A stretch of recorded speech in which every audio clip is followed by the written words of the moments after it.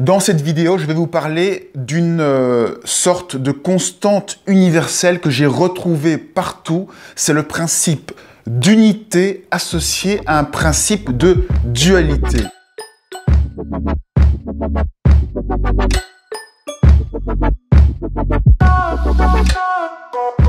Alors, j'en ai déjà beaucoup parlé. Vous savez qu'on a un cerveau rationnel, celui qui nous permet de comparer, d'analyser, de décrypter. C'est le cerveau scientifique. Et d'autre part, on a le cerveau émotionnel, celui qui permet d'associer, de rassembler, d'unifier, de simplifier, d'avoir une vue globale de la chose, ou encore de donner du sens, donner un sens général. Dans les vidéos précédentes, je parle de forme et de couleur. Ici, je vais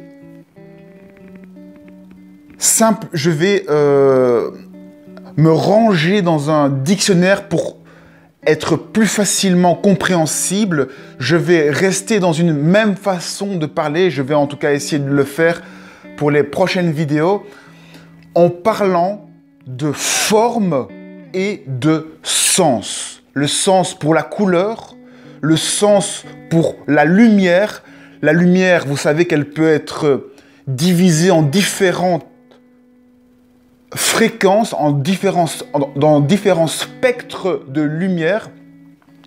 Ça, c'est toute la couleur qu'on peut donner. Quand je parlerai de couleur, de lumière, ce sera toujours le sens. C'est le sens qu'on apporte aux choses.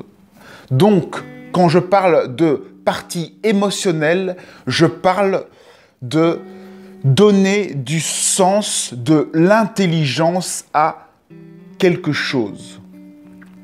On a donc tout le côté du sens, donner une signification, du sens à quelque chose, et de l'autre côté, on a le côté scientifique, analytique, rationnel, qui va décrire la structure, la forme. On retrouve donc à tous les niveaux ce binôme, ce duo entre une particule qui rassemble l'unité et une particule qui sépare, qui divise, c'est la dualité, la forme. Donc on a aussi bien le cerveau humain qui nous permet avec le mental de structurer et de donner du sens que un photon de lumière qui est à la fois visible sous forme de matière et à la fois sous forme d'ondes lumineuses. Alors c'est vraiment quelque chose de fondamental qui se trouve partout. C'est comme deux éléments associés, l'un qui donne le sens. Et forcément, pour donner du sens, il faut quelque chose à quoi donner le sens. Il faut donc une forme. C'est donc un binôme qui se retrouve partout. Une particule de Dieu et une particule de forme, une individualisation qui va permettre qui va servir de support pour donner du sens, pour explorer. Quelque part, on a la lumière et la matière. La lumière a besoin, pour exister, d'éclairer quelque chose, d'éclairer la matière. C'est ainsi que la matière n'existe que s'il y a la lumière, et forcément, la lumière n'est visible que si elle a une matière sur laquelle se projeter, sur laquelle elle peut donner sens. La dualité, c'est diviser. Diviser pourquoi ? Pour augmenter la définition de ce que l'on voit. La dualité, c'est la forme, c'est ce qui permet de de découper en morceaux le réel, la matière. On la découpe pour pouvoir mieux la définir, mieux éclairer les moindres recoins. La dualité va donc viser toujours à découper de plus en plus la réalité, car plus la réalité est découpée, plus on va pouvoir augmenter la définition de ce qui est vu, augmenter la définition de la réalité.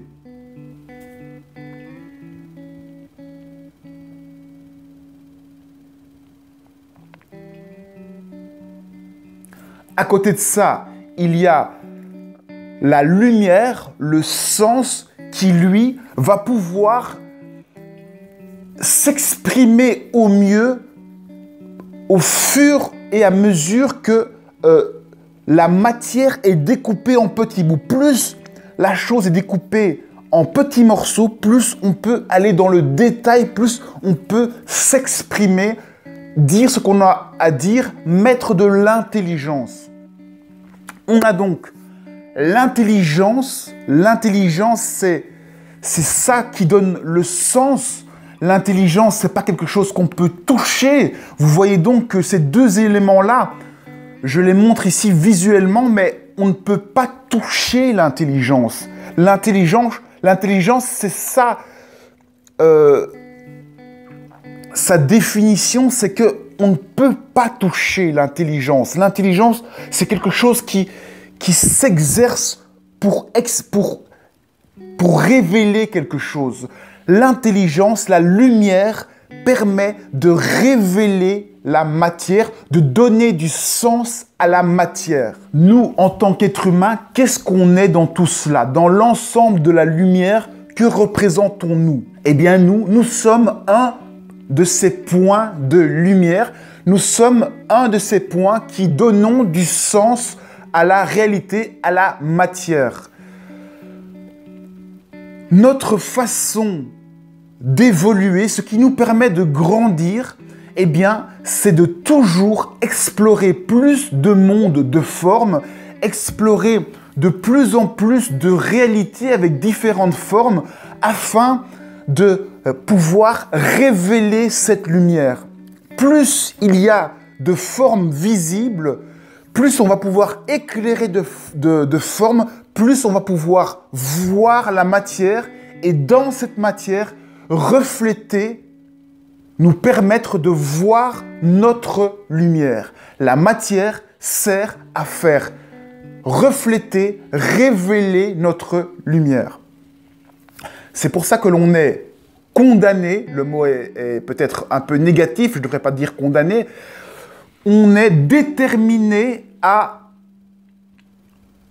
explorer une infinité de mondes afin de pouvoir essayer tous les possibles, afin de révéler tout le potentiel de la lumière que l'on est. On est chacun un petit bout de lumière qui a la possibilité d'éclairer tout le monde, de réaliser que tout le monde a un sens uniquement grâce à nous, grâce à notre lumière.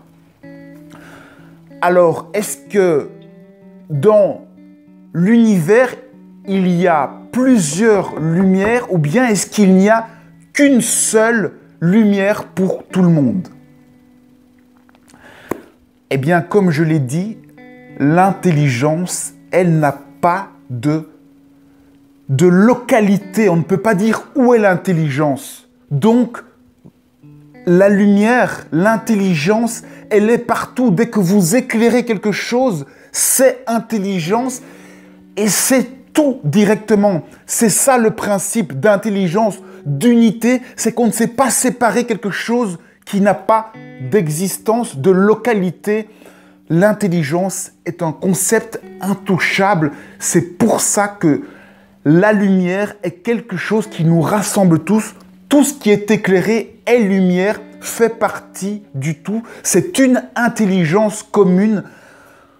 Ce qui permet de nous rencontrer tous en tant que lumière, c'est justement la matière. C'est la matière qui nous permet de nous rencontrer, de créer une division, une altérité, de découvrir notre richesse, notre intérieur.